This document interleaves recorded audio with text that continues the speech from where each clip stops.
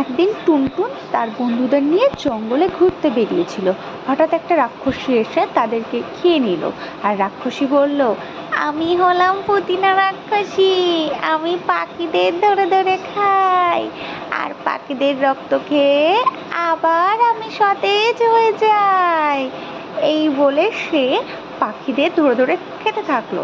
এদিকে টুনি টুনটুনকে না পেয়ে জঙ্গলের সমস্ত পশু পাখিদের কাছে জিজ্ঞাসা করতে থাকলো, কিন্তু তারা কেউ বলতে পারলো না টুনটুন কোথায় গেছে। তারপর টুনি বাড়ি ফিরে খুব কাঁদতে থাকলো।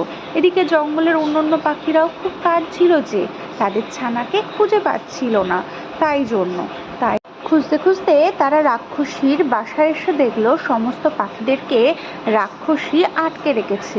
টুনি খুব কাঁদতে থাকলো আর বলল, আমাদের ছানাদেরকে ছেড়ে দাও। রাক্ষসী বলল, সবাই যদি চ্যানেলটাকে সাবস্ক্রাইব করে আর ভিডিওতে লাইক দেয় তবেই তোর বাচ্চাদেরকে